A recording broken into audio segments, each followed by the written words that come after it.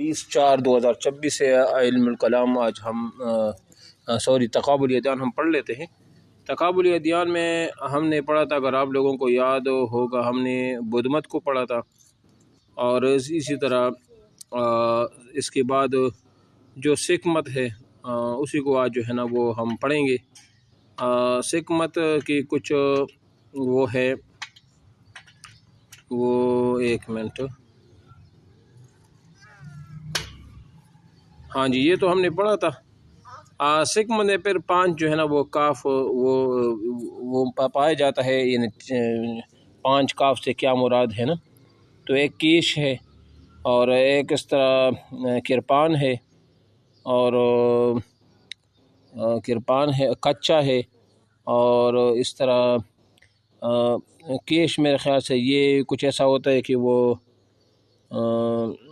چری وغیرہ یا چاقو وغیرہ رکھا جاتا ہے حفاظت کی خاطر کے لیے، اور اسی طرح ایک کڑا جو ہے نا، کڑا یہ بھی ہے، اور بھی 2-3 چیزیں اور بھی ہے نا۔ یہ 5 کاف سے مراد ان کی مذہب کی جو ہے نا ایک نشانی ہے، لیکن ان کو بھی ہم اس لیے وہ تصور کرتے ہیں، مسلمان تصور نہیں کر سکتے اس وجہ سے، کیونکہ مسلمان ہونے کے لیے صرف ایک چیز کا ماننا ضروری نہیں ہے، بلکہ کچھ اس کے علاوہ بھی کچھ چیزوں کا یعنی صرف خدا اور رسول کو ماننا یہ تو ضروریات میں ہے، لیکن یہ لازمی ہے کہ اس کو ماننا پڑے گا، لیکن اس کے ساتھ دین اسلام کے اور بھی عقائد ہے۔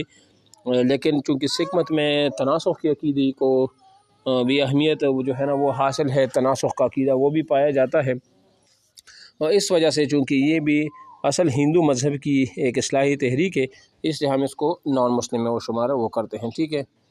اور اس میں پھر سکھوں کے بھی مختلف جو ہے نا وہ فرقے ہیں، یہاں تو انہوں نے بہت سی فرقے جو ہے نا وہ وغیرہ وہ لکھے ہیں، لیکن اس میں 2 فرقے جو ہے نا وہ کافی وہ مشہور ہے، اور ان فرقوں کی اس میں بھی ایک متشدد فرقہ جو ہے نا وہ پایا جاتا ہے، تو اکالی فرقہ ہے اور دوسرا نامداری فرقہ ہے، تو یہ جو ہے نا یہ 2 بڑے فرقے ہیں، ٹھیک ہے، اکالی اور اس طرح نامداری وہ فرقہ ہے، ٹھیک ہے۔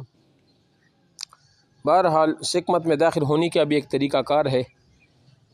یہ کہتے ہیں کہ سکھ میں یہ مشہور ہے کہ کوئی بھی شخص سکھ خاندان میں پیدا ہونے کی وجہ سے سکھ نہیں ہوتا، بلکہ جب وہ عمر کے پختہ حصے کو پہنچ جائے تو ایک مخصوص رسم کے ذریعے وہ سکھ مت میں داخل ہو سکتا ہے، جس کا طریقہ یہ ہے کہ ایک پیالے میں میٹھا پانی لے کر اس پر کرپان پھیری جاتی ہے، اور سکھ مت کے متمنی شخص کو عقائد اور اوامر و نواہی کی تعلیم دیتے ہوئے اس پر پانی کی چینٹے مارے جاتے ہیں۔ اس رسم کو ان کے یہاں پاہل وہ کہا جاتا ہے، ٹھیک ہے۔ ہر مذہب میں داخل ہونے کے لیے جو ہے نا وہ ایک طریقہ کار ہوتا ہے۔ اسلام میں داخل ہونے کے لیے ایک الگ طریقے غسل کر کے کلمہ شہادت وغیرہ پڑھ لیا جاتا ہے، عیسائیت میں جو ہے نا بپتسمہ لینا ہوتا ہے، اور اس طرح اس میں پاہل کرنا پڑتا ہے، اور ہندو میں الگ جو ہے نا ہر ایک کے اپنے وہ رسم و رواج وہ ہوتے، ٹھیک ہے۔ بہرحال اور سکھوں کے جو گرودوارے وغیرہ ہوتے ہیں، یہ ان کے ہمارے ہاں جس طرح مسجد ہے ایک مقدس جگہ ہوتی ہے عبادت کے لیے، اس کے یہاں ان کا وہ گرودوارہ ہے، ٹھیک ہے۔ تو یہ تو سارا تقریباً ہم نے وہ پڑھ لیا تھا۔ آج ہم جین مت کو وہ پڑھیں گے کہ جین مت وہ کیا چیز ہے۔ دیکھو جین مت یہ میں آپ کو بتاتا چلوں کہ جس طرح سکھ مت اصل میں ہندو مذہب سے نکلا ہے، لیکن ایک اصلاح کی کوشش انہوں نے کی تو ایک الگ مذہب بن گیا، اس طرح بدھ مت مذہب یہ بھی ہندو مذہب سے نکلا ہے، لیکن اصلاح کی کوشش کی انہوں نے، ایک الگ مذہب بن گیا۔ اس طرح جین مت بھی اصل میں ہندو مذہب سے نکلا ہوا ایک مذہب ہے۔ بعض لوگ اس کو باقاعدہ طور پر مذہب تسلیم کر دے، بعض کہتے ہیں کہ نہیں یہ ہندو مذہب کا ایک حصہ ہے، بعض لوگ کچھ کیا کہتے ہیں۔ بہرحال انہوں نے بھی ہندو مذہب کے اندر کچھ اصلاحی کام کیے، اور اس میں رد و بدل کر کے ایک نئے مذہب کی وہ بنیاد وہ رکھی، ٹھیک ہے۔ تو ان کا جین کا لفظ جنا سے مشتق ہے، اس کا معنی فاتح اور غالب ہے، اور یہ لوگ اپنے زغم میں اپنی خواہشات پر غالب آ چکے، اس لیے یہ اپنے آپ کو جینی کہتے ہیں۔ کیا مطلب؟ یہ کہتے ہیں کہ ہم اپنے نفسیاتی جو نفسانی خواہشات ہوتے ہیں اس پر غالب آ جانے کی وجہ سے اپنے آپ کو وہ جینی کہتے ہیں، اور اس مذہب کو جین مت وہ کہا جاتا ہے۔ تو جین مت کے نقطۂ آغاز سے متعلق حتمی طور پر کچھ کہنا مشکل ہے، تاہم اس مذہب کے لوگوں کا یہ دعویٰ ہے کہ ان کا مذہب کروڑوں سال سے موجود ہے اور ازلی اور ابدی ہے۔ جین مت کی روایات کے مطابق اس دور کی عمریں ناقابل یقین حد تک وہ طویل بتائی جاتی ہے، لیکن یہ ویسی خیالی باتیں ہیں، ٹھیک ہے نا۔ جین مت کی بانی و مصلحین کون ہیں، یعنی اس مذہب کا بانی وغیرہ کون ہے، اور مصلحین اس میں اصلاح کرنے والے جو ہے نا وہ ان لوگوں کا سب سے پہلا مصلح وہ نعت نامی شخص تھا، اور سب سے آخری مصلح پرسونات نامی شخص تھا۔ یہ انتہائی اہم ہے۔ پہلا نعت نامی اور آخری پرسونات نامی۔ موجودہ جین مت کا بانی مہاویر کو کہا جاتا ہے کہ مہاویر کی پیدائش پرسونات کی تقریباً 250 سال بعد 540 قبل مسیح کو وہ ہوئی تھی، ٹھیک ہے نا۔ یعنی کہ یہ جو مہاویر ہے نا، اس کا اصل نام وردمان تھا۔ یہ اس کا موجودہ جو جین مت ہے اس کا بانی وہ کہا جاتا ہے 540 قبل مسیح کا مطلب یہ ہے کہ عیسیٰ علیہ السلام سے 540 سال پہلے اس کی پیدائش وہ ہوئی ہے۔ اور اسی طرح جو گوتم بدھ تھا نا، وہ 567 سال قبل مسیح کی وہ بات ہے، وہ اس سے تھوڑا سا پہلے تھا۔ مہاویر کیا ہے؟ مہاویر سے قبل جین مت کی تشکیل میں 30 لوگ گزرے ہیں۔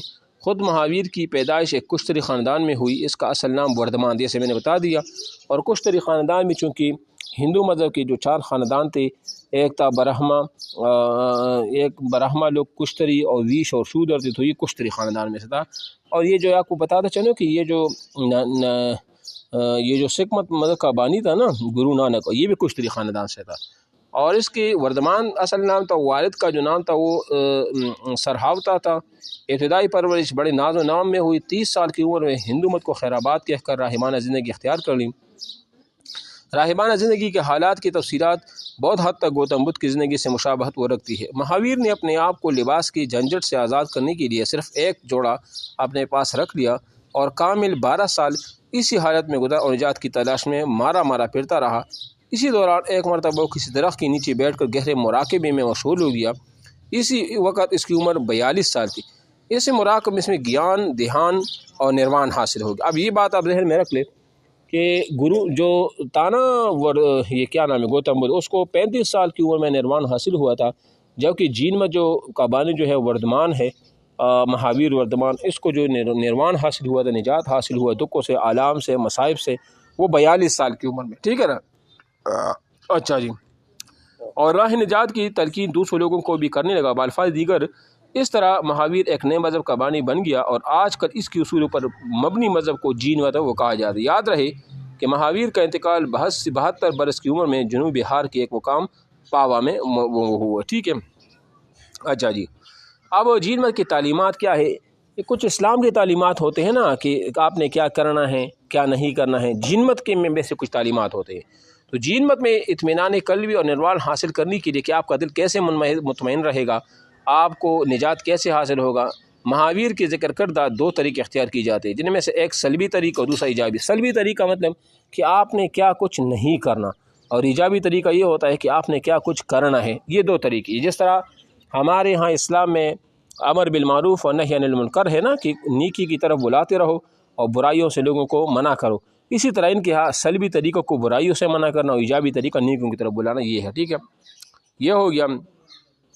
اب جین مت میں اعمال کی درستگی کا طریقہ کا اگر میں اس کا خلاصہ بتاؤں نا، خلاصہ جین مت میں ان کی عقائد کا اگر آپ مجموعہ بتائیں نا، خلاصہ آپ دیکھیں نا، تو اس میں یہ ہے کہ کسی بھی ذی روح چیز کو نقصان نہ پہنچانا، یعنی یہاں تک یہ کہتا ہے کہ جتنے حشرات ہیں، انسان، جانور، پرندے، کیڑے مکوڑے، اے ٹو زیڈ جتنے بھی XYZ جتنی بھی چیزیں ہیں نا، ان سب کو آپ نے نقصان وہ نہیں پہنچانا۔ یہاں تک کہ یہ جب کھیتوں میں ہل چلاتے ہیں یا اس طرح کے کھیتوں میں کام کرتے ہیں تو یہ منہ پر کپڑا رکھتا ہے کہ کوئی مکھی مچھر بھی ہماری ناک کے اندر نہ چلا جائے اور وہ نہ مرے، ٹھیک ہے۔ یہ ان کے ہاں اصول ہے جو بالکل یعنی کہ اسلام کے مخالف ہے، ٹھیک ہے نا۔ بہرحال یہ ان کا وہ طریقہ کار تھا، ٹھیک ہے۔ اور ان میں کی بھی ہے نا کہ جین مت میں شرکت کا طریقہ کیا ہے کہ کون اس میں شامل ہو سکتا ہے، تو ان کے کچھ شرائط انہوں نے لکھی ہیں کہ میں کسی ذی روح کو نقصان نہیں پہنچاؤں گی، جیسے میں نے بتایا۔ نمبر 2، کسی جاندار کو نقصان پہنچانے میں بھی نہیں دوں گا۔ اور تیسرا نمبر یہ کہ میں اس بات کا اقرار کرتا ہوں کہ کسی ذی روح کو ہلاک کرنا قابل مذمت عمل ہے۔ نمبر 4، میں ہمیشہ کنوارا رہوں گا، شادی نہیں کروں گا۔ اور نمبر 5، میرا حیبان زندگی بسر وہ کروں گا، ٹھیک ہے نا۔ اب یہ 2 چیزیں ہیں، سمجھ میں آ رہی ہے نا۔ اچھا، یہ تو ہو گیا۔ بہرحال جین مت کی پھر 2 فرقے ہیں نا مشہور، ایک سوتیامیر ہے اور دوسرا گمبر ہے، ٹھیک ہے۔ اب یہ گمبر ہے، کچھ نام اس کو ڈگمبر بھی کہتے ہیں، گمبر بھی کہتے ہیں، سوتیامبر بھی کہتے ہیں، سوتیامیر بھی کہتے ہیں۔ بہرحال سوتیامبر ہے تو یہ جو پہلا فرقہ، اس فرقے کے لوگ وائٹ کمین بھی کہلاتے ہیں۔ یہ لوگ اکثر سفید لباس پہنتے ہیں اور ان کی اکثر شمار یہ بھائی یہ سفید کپڑے پہنتے ہیں، اس لیے اس کو یہ نام دیا گیا ہے۔ اور دوسرا گمبر یا ڈگمبر، اس فرقے کے لوگوں کو اسکائی کلیڈ بھی کہا جاتا ہے۔ یہ لوگ آسمانی رنگ کی ایک چادر پہنتے ہیں اور اکثر لوگ برہنہ پہنتے رہتے ہیں۔ ان لوگوں کی اکثریت جنوبی ہندوستان میں وہ آباد ہے، ٹھیک ہے۔ بہرحال یہ ان کی وہ ہو گئی مشہور جو ہے نا وہ فرقی بھی ہیں، اور ان کی بھی کچھ اسلام کے ساتھ تقابلی جائے ڈالے تو اس کا تو تقابل جانے کی ضرورت ہے نہیں، انتہائی آسان ہے، کیونکہ ان کے جتنی بھی باتیں ہیں نا وہ اسلام سے بالکل اسلام کے بالکل اگینسٹ ہے۔ تو انشاءاللہ کل سے پھر باب پنجم کنفیوشزم اور زرتشتزم، کنفیوشزم کیا ہے اور زرتشتزم کیا ہے، یہ انشاءاللہ وہ ہم پڑھیں گے۔